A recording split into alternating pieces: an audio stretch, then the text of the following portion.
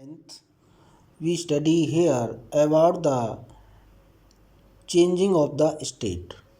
Means student हम यहाँ पर स्टडी कर रहे हैं बेटा कि आपकी जो स्टेट होती है वो अनदर स्टेट में कैसे चेंज होती है। उस पर आप उसको टेम्परेचर इंक्रीज करके या प्रेशर इंक्रीज करके आप मैटर की वन स्टेट को अनदर स्टेट में चेंज कर सकते हैं।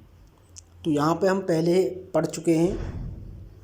सपोज आपने कोई सॉलिड है, सॉलिड मटेरियल है, सॉलिड मैटर है, उसका टेम्परेचर इंक्रीज कर दिया है तो वो क्या हो जाता है, मेल्टिंग पॉइंट तक पहुँचते पहुँचते क्या हो जाता है, लिक्विड में चेंज हो जाता है।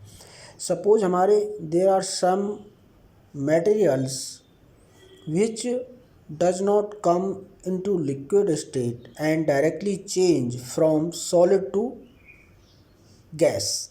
यानी कुछ ऐसे मटेरियल्स भी हमारे पास हैं, हमारी केमिस्ट्री में प्रेजेंट हैं, जिनको हम हीट करते हैं तो मोस्टली जो हमारे सॉलिड मटेरियल्स होते हैं वो चेंज होते हैं पहले लिक्विड स्टेट में और फिर उनको हीट करते हैं तो नेक्स्ट गैसियस स्टेट में। बट साइंस के अंदर, केमिस्ट्री के अंदर there are some examples of materials that directly change into gas from solid to gas. तो activity 1.13, take some camphor or ammonium chloride, crush it and put it in a china dish like this। यहाँ पे देखेंगे इस diagram को कि आपके पास एक burner है और चाइना डिश है। आपने इसमें क्या रखा है, चाइना डिश में रख दिया है, या तो आप अमोनियम क्लोराइड ले लेंगे या कैम्फोर वगैरह वगैरह जो भी आपके पास प्रेजेंट है। तो कपूर तो सब हर के घर में मिल जाता है।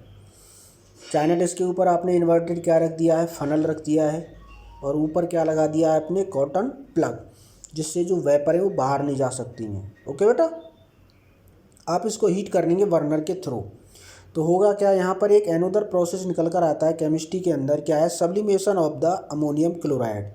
अब सब्लिमेशन होता क्या है, क्या ऑब्जर्वेशन इसमें मिलेगी जब हम इसको हीट करेंगे, तो ये change of state directly from solid to gas without changing into liquid state is called the sublimation, and direct change of gas to solid without changing into liquid is called deposition। Means suppose आपके पास, जैसे मेरे पास ammonium chloride है, that is a solid material. जब मैं इसको heat करता हूँ तो ये डायरेक्टली चेंज हो जाता है वेपर्स में, और जब आप वेपर को क्या करेंगे, कूल करेंगे, तो ये डायरेक्टली मीन्स गैस को जो आप कूल करेंगे तो डायरेक्टली चेंज हो जाता है ये सॉलिड में विदाउट चेंजिंग इनटू लिक्विड। यानी लिक्विड की स्टेट दोनों ही कंडीशन में नहीं आती है, सब्लिमेशन और डिपोजिशन में। सब्लिमेशन में जो मटेरियल होगा बेटा वो डायरेक्टली सॉलिड से गैस में चेंज होगा, और जब आप गैस को कूल करेंगे तो जो मटेरियल आपका वो डायरेक्टली गैस से चेंज हो जाएगा आपका सॉलिड में without changing into liquid, liquid में बिना चेंज हुए। तो that is called sublimation and deposition.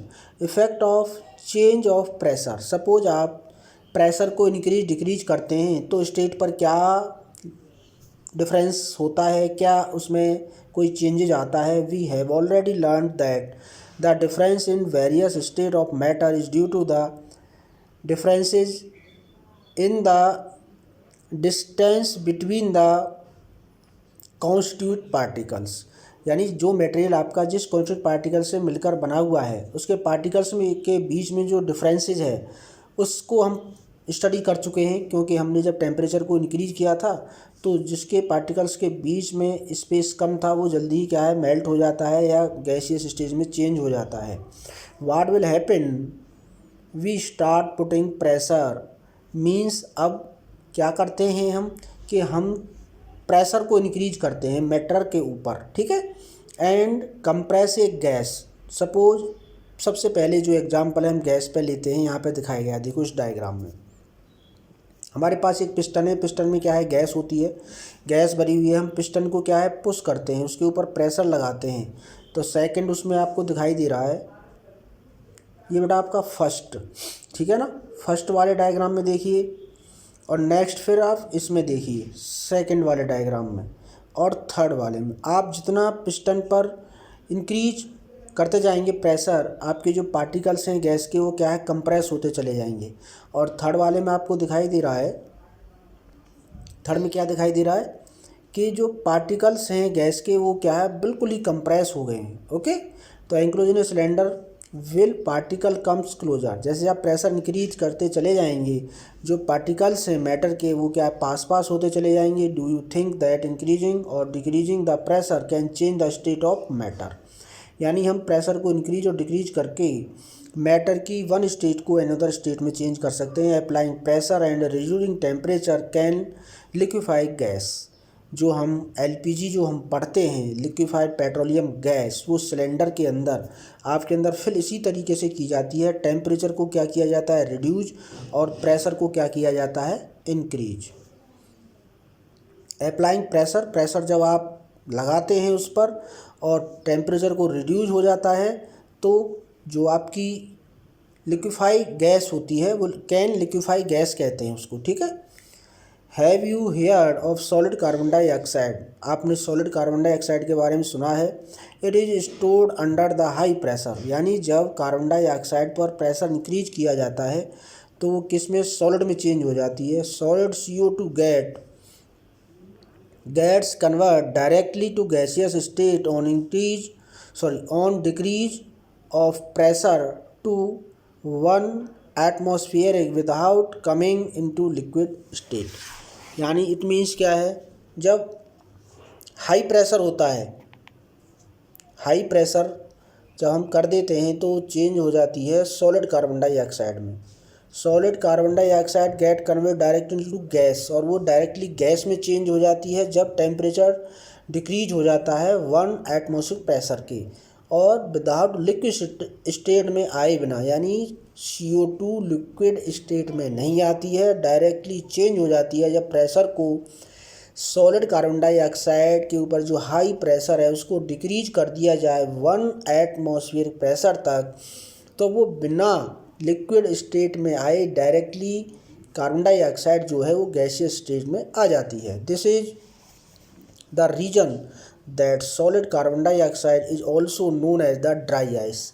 ये 1 नंबर का क्वेश्चन बेटा पूछा जाता है, what the name of the dry ice, या सॉलिड कार्बन डाइऑक्साइड को क्या कहते हैं ड्राई आइस, ये याद रखना है आपको। Thus we can say that pressure and the temperature determine the state of a substance, means हम बता सकते हैं कि जो हमारा टेम्परेचर होता है प्रेशर होता है वो किसी भी मैटर की स्टेट को बताता है, that is liquid and gas. तो यहाँ पे एक फ्लो डायग्राम दिया गया है, whether it will be solid liquid और गैस। फर्स्ट पढ़ेंगे सॉलिड, दिखाई दे रहा है यहाँ पर सॉलिड। ठीक है, ये सॉलिड को जब आप क्या करेंगे हीट करेंगे तो आ जाता है सब्लिमेशन प्रोसेस, और डायरेक्टली चेंज हो जाता है किसमें गैस में।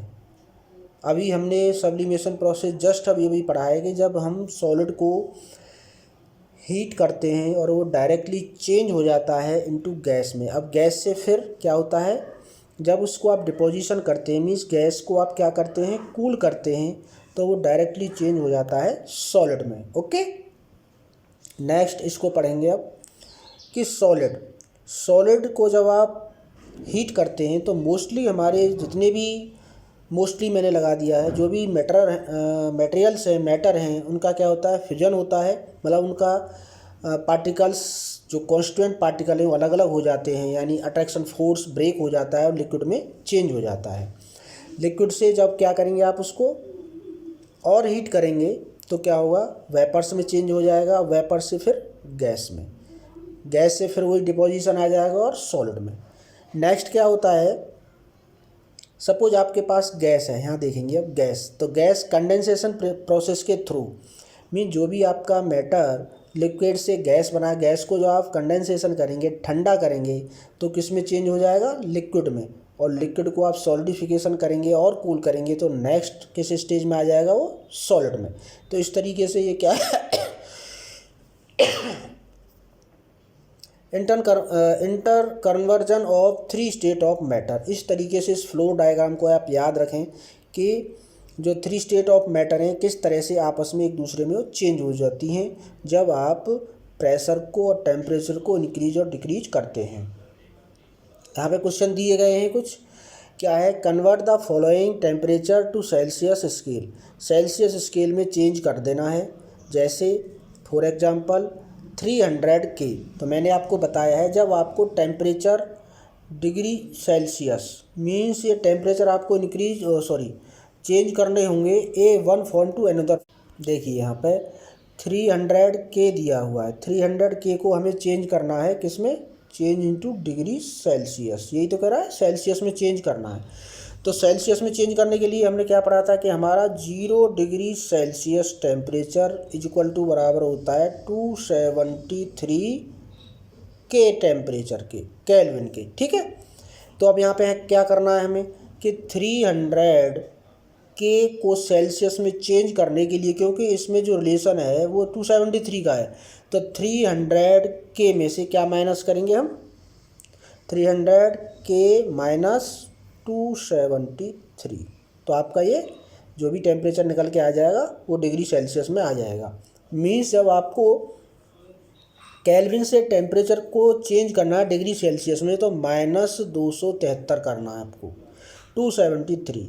और यदि आपके पास डिग्री सेल्सियस में टेम्परेचर है, किस में है, डिग्री सेल्सियस में, और आपको उसको केल्विन में चेंज करना है तो आपको उसमें 273 जो है ऐड कर देना है। ओके, समझ में आ गया होगा। नेक्स्ट है आपका इम्पोर्टेंट प्रोसेस है एक evaporation. What is the evaporation. तो इवेपोरेशन आप पहले ही पढ़ चुके हैं।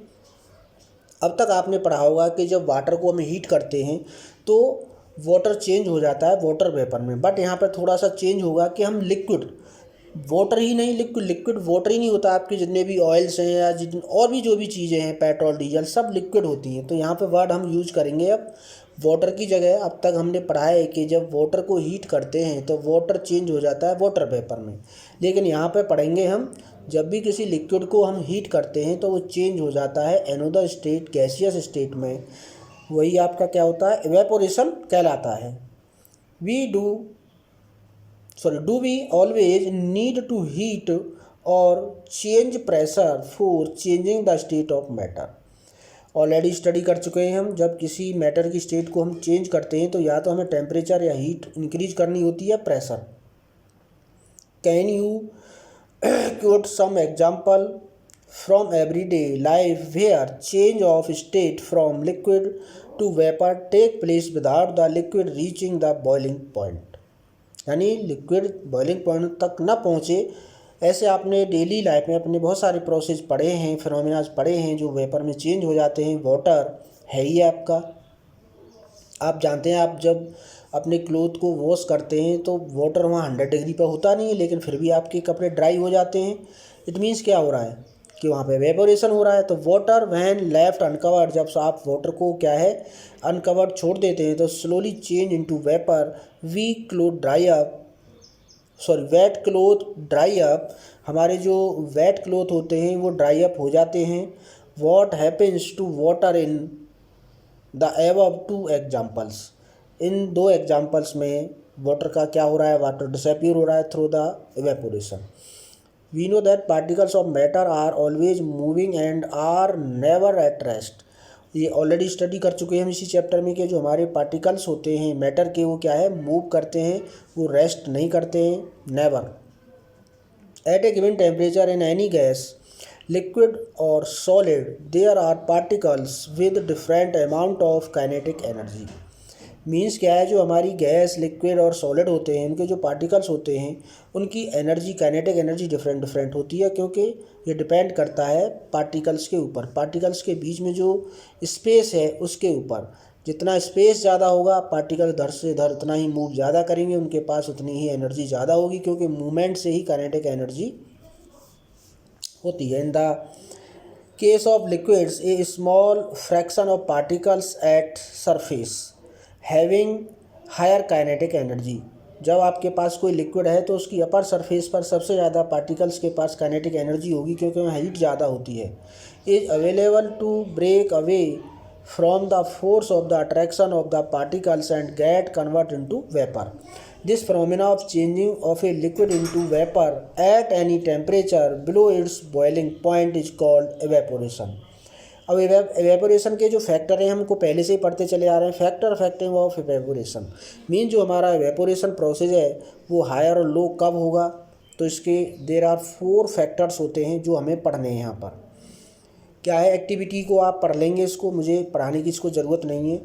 You must have observe that the rate of evaporation increase with an increase of surface area. Means आपका जो सरफेस एरिया है जब इंक्रीज होता है तो एवेपोरेशन का रेट भी इंक्रीज हो जाता है। सेकंड है एन इंक्रीज ऑफ टेम्परेचर, इसके बारे में जो लिखा है आप इसको पढ़ेंगे।